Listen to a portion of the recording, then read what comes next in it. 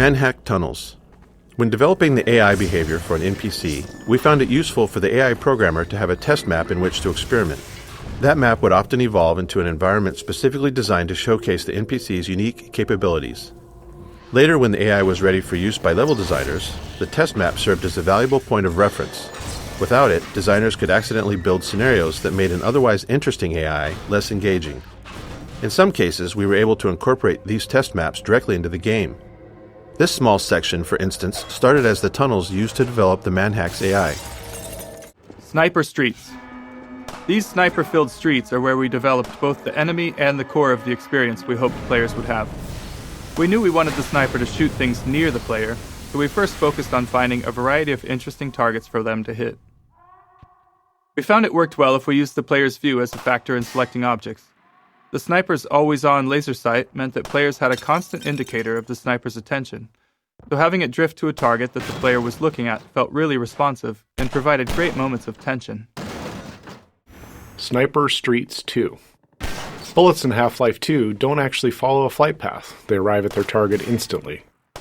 But for the sniper, with its slow rate of fire and the player's close attention to every shot, we wanted to simulate bullet travel. This approach also worked better with laser sight, where the sight flicks off and the bullet lands shortly after, depending on the distance to the sniper. However, this change introduced a new issue. We didn't want players to just sprint down the streets to evade shots, so the sniper had to lead a moving target, predicting where the bullet should hit. Predicting the player's future position was tricky, as players can change direction much faster than would be possible in the real world. So we added extra checks to catch behaviors like players quickly tapping left and right as they ran. Sniper Streets 3. One feature we tried in these streets was suppression fire. Many players hunker down at the end of the street, would fire a burst at the sniper's window to see if it had any effect. But we experimented with making the laser sight flicker off briefly, giving players a moment to relocate. But after a number of playtests, we encountered two issues. First, it disrupted the tense move-and-hide gameplay we aimed to create with a sniper.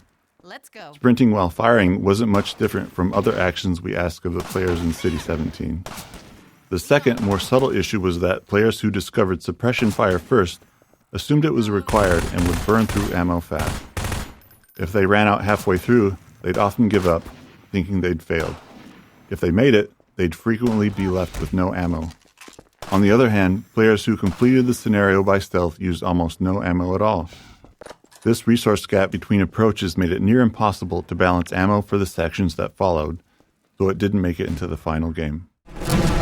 Bank roof mortar. By the time we'd built the level track up to this point, it was obvious that it'd be fun for the player to get to use the mortar. I suppose that's the type of thing that should have occurred to us earlier. You think anyone will want to launch the explosives into the sky and have them drop down onto the bad guys? Yeah, I think so too. Anyway, players have spent all this time on the receiving end of it, so it would have been a nice reward to get to serve the Combine some of their own medicine. But as soon as we started to think about it, we realized how much work there'd be. Which, to be fair, is a thought you have every single day when you set out to make a video game. The mortar would need animations and effects now that the player is next to it, and there'd be a fair bit of work to implement a nice escalation of enemies down in the plaza to use it on. But even more fundamentally, we had no interface for a weapon this unique. How would players aim and fire it? It's hard to feel good about spending lots of time on a single moment in the game, so we decided our efforts were better spent elsewhere and moved on. Sorry, perhaps we'll solve the design conundrum of the mortar in a future installment of the Half-Life series. Strider. This area in front of the bank was where we figured out the Strider. When we first saw the concept art for it, we knew we wanted to get it into the game, but there were a ton of questions about how it would practically work. We'd never moved something that size through our game world, and at that scale, it needed to be dangerous, but how would players actually fight it? As with all of our enemies, there was always a question of how we'd get gameplay out of it. What kind of tools would level designers need to build scenarios with it? These were the kinds of questions we set out to answer in our experiments in this map. Strider 2. Iterating on the Strider here finally gave us an experience we were happy with, as players needed to dash from cover to cover, avoiding its fire while hunting for rockets. We wanted players to feel like they were diving into cover at the last second, so we tuned the Strider's stitching gunfire pattern to telegraph impending danger. We also built a system of tracks for the Strider to follow. allowing it to dynamically switch between them to pursue the player or establish line of sight. This setup enabled level designers to carefully align Strider tracks with player cover for a balanced experience. The Strider's leg positioning was driven entirely by code, and its unpredictable movements meant we often had to fine-tune things to ensure it reliably kicked a car or troop container when needed. Perf Arena. This arena came with a major challenge: performance. Its size and the combined Strider and Citizen AI pushed our limits here. When we ported Half-Life 2 to the Xbox, this arena couldn't ship without some design adjustments. Preserving the original intent and delivering the same player experience with fewer tools and space was a tricky balance. Strider 4. While this map was the production map built for the Strider, we still had an original development map for testing its AI. We've always found a lot of value in having a solid test map for an AI, as it allows us to quickly try out new gameplay ideas and tune them easily. If there are bugs or design issues, we can isolate and iterate on them faster. Once the AI features are working well, we transplant them into the production maps for level designers to work with. The Strider's test map included rough outlines of ruined buildings with infinite citizen spawners at various locations and heights to provide a constant stream of targets.